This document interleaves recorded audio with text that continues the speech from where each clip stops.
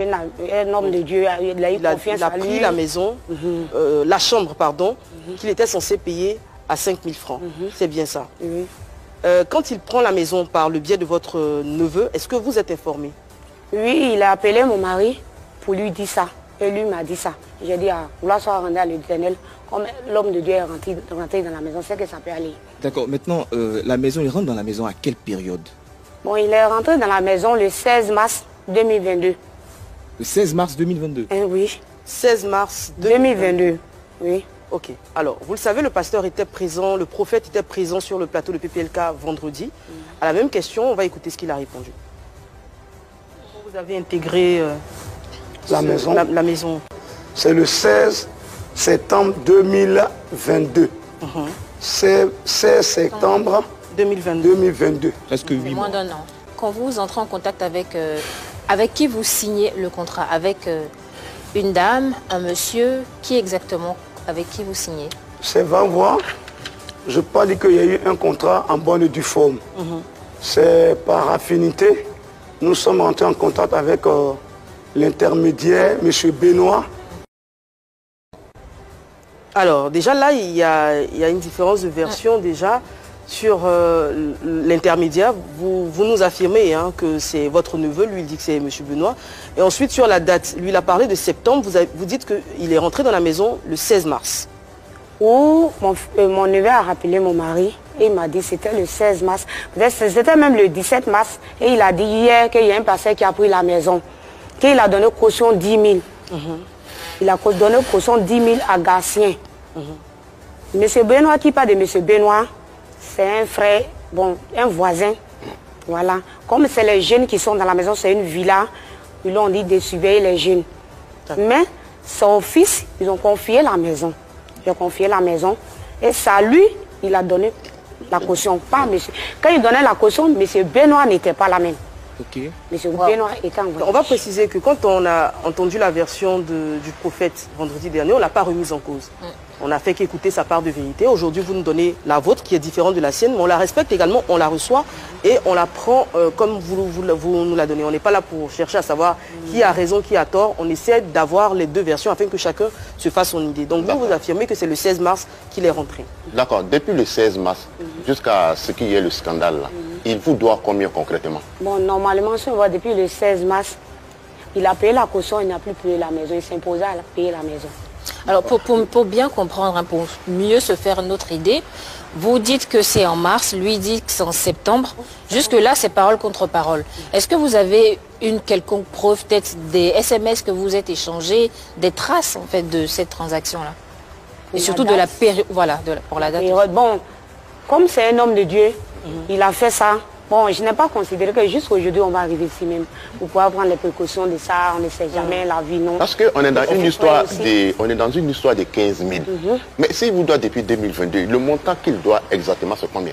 C'est 50 000. Donc ça fait 10 mois. Si on met le mois d'avril dedans, parce que la clé est toujours dans sa main, ça fait 55 000. D'accord. D'accord. Moi, je vais revenir. Puisque la caution, c'était 10 000. Si on se base sur votre version, justement, il entre le 16 mars. Les 2 mois finissent. Est-ce qu'il commence à payer? Qu'est-ce qui se passe concrètement?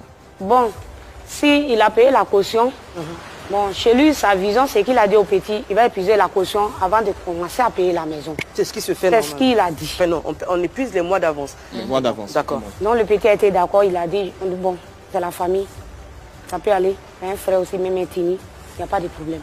Et quand les 2 mois de caution étaient épuisés, vous êtes venu vers lui pour réclamer votre loyer? Oui, mon fils est venu vers lui pour réclamer le loyer. Il dit d'attendre un peu. Ça, c'était le début. Il est en train de chercher, il a demandé, il a la vision, il va aller prier quelque part pour venir payer comme d'habitude dit. Et le mois est fini, il n'a pas donné. 2 mois, 3 mois, 4 mois, c'est 5 mois maintenant. Il y a eu discours entre eux. Dans les 3e mois même, il a eu à parler au petit. Je ne paye pas la maison. Voilà 30 000 dans ma main. Que le WC est rempli, la douche est coûte, la grande porte est gâtée, et on met les fagots aussi. Vous voyez, les élèves quittent au village, il y a la nourriture, fagots, il n'y a pas cuisine devant la porte. Donc, il met ça au salon, tout au salon là-bas. Donc, tant qu'on n'arrange pas tout ça là, lui ne paye pas la maison. Il vous dit ça après combien de mois? Ce qu'il a dit là, ça c'est dans 3e mois maintenant. D'accord. Donc, le petit, il a dit au vieux, Et le vieux lui a dit, non, il faut le laisser. Comme il fait soir, l'argent qu'il a mis, peut-être demain, il peut donner. Est-ce que la maison... Allez-y, continuez. Et le lendemain, le vieux l'a encaissé. Il y a eu discours entre eux encore. Et depuis ce jour, il ne parle pas le vieux avec le jeune. Quand vous dites le vieux, de qui vous parlez? Bon, le vieux Benoît. Ah d'accord, ok. Quand il est venu, le petit a parlé. Et le vieux Benoît a dit, il faut le laisser, il ne faut pas discuter avec lui, c'est un homme de Dieu. Il sait demain, il va payer. Quand le vieux l'a appelé matin, pour lui dire, c'est même parole qu'il a répété aux jeunes le soir, c'est même qu'il a dit au vieux. Et le vieux lui a dit, mais si tu ne payes pas la maison, comment on peut arranger les trucs que tu as cités?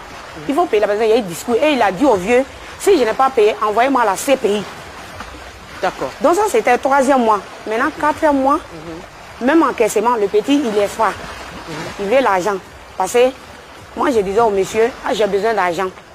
J'ai besoin d'argent pour payer les trucs, pour pouvoir m'occuper des enfants, tout cela. Et ça va dans 4 mois. Donc le petit, il a encaissé, même parole, il a dit encore. 5e mois, c'est là, ils ont discuté un soir, mais et il a dit, vous-même là, vous êtes pourquoi tout pour rien. Donnez-moi le numéro du propriétaire de la maison.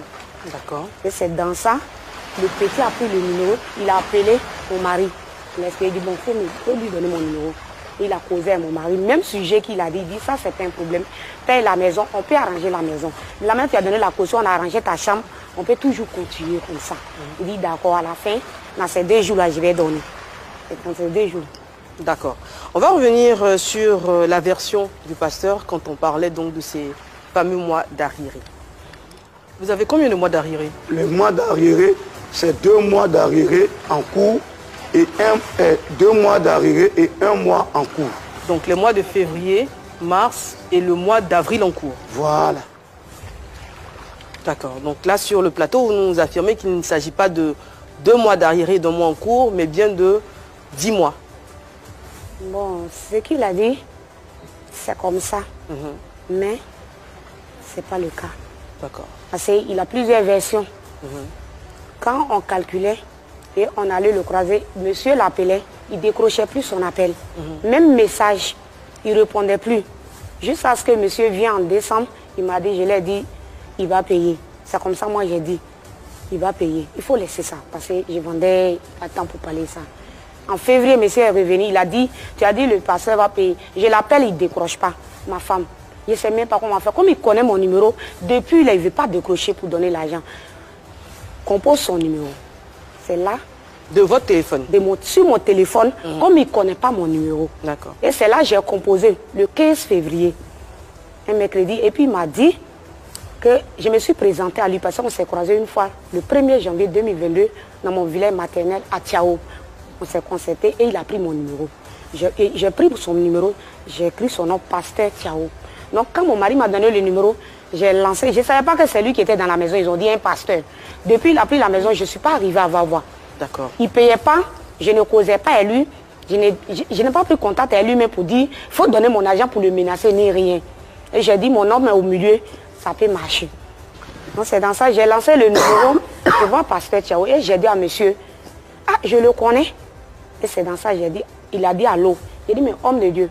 Et je me suis présentée à lui pour lui faire rappeler où on s'est croisé, lui et moi, au village, le 1er janvier 2022. Il dit, ah, servant de Dieu, je t'ai cherché il y a longtemps. Moi, mais je veux qu'on travaille ensemble. Ton numéro, comme il y a longtemps, je ne vais pas au village, je ne sais pas, je l'ai perdu du temps. J'ai dit, ah, voilà ça. Mais je vais te croiser pour un retrait spirituel, pour pouvoir le saisir. D'accord. Mais est-ce que pendant cette période-là, quand votre homme l'appelait est-ce qu'il mettait son statut de homme de Dieu pour vous intimider? Il mettait... Bon, là, il disait, grand frère, je vais appeler, je vais faire dépôt à 10 h. Demain, je vais faire dépôt. C'est comme ça, il le faisait. Que il disait, je suis en prière, je suis dans un grand programme là-bas, on m'a invité dans tel village, on a dans un grand programme. Donc, c'est comme ça, il disait, il n'a pas le temps, il est en train de... Vous avez écouté la version de la dame. Et ce qu'on va tirer là, il y a déjà 2 versions différentes. La dame dit que le monsieur devait 10 mois. Et le monsieur a dit, le pasteur a dit qu'il devait 3 mois. Voilà déjà 2 versions différentes.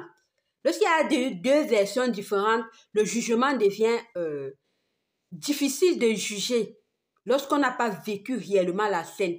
Parce que là, on ne sait pas qui croit. Elle dit que c'est 10 mois et que le pasteur refusait de payer. C'est ça qui devient bizarre dans l'affaire. Le pasteur refusait de payer comment? Parce qu'on a jugé, grâce à la vidéo qu'on a vue, la violence. On peut condamner la dame pour la violence. Ce qu'elle dit, on ne sait pas. L'homme a dit, la version qu'il a donnée était différente de celle de la dame. Elle dit que ça fait 10 mois et que le monsieur ne voulait même pas payer. Celui qui a filmé cette vidéo dit que on dit que les fidèles voulaient payer la moitié et le pasteur a refusé. Ça devient bizarre. C'est bizarre l'affaire, ça devient un genre. Comment les fidèles veulent payer la moitié et ils refusent? Voilà une autre version qui est arrivée. On a déjà jugé la dame, mais on doit juger la dame. On a jugé la dame par rapport à la violence, par rapport à ce qu'on a vu. Mais ce qui est derrière, on ne connaît pas. Si c'était 10 mois, et on dit que le pasteur disait que la maison n'a pas une bonne forme, il y a beaucoup de choses qui sont mauvaises, qu'il faut arranger. Et la dame demandait l'argent, ou c'est le monsieur de la maison a demandé l'argent pour arranger. Il ne voulait pas donner. C'était alors quoi le problème? Parce que je pense que si tu es quelque part et que ça ne donne pas, il y a des trucs qui ne te plaisent pas et tu veux qu'on arrange. Tu dois donner l'avance du loyer. Tu dois donner l'avance du loyer. C'est avec ça qu'on doit arranger. C'est comme ça que ça se passe sur la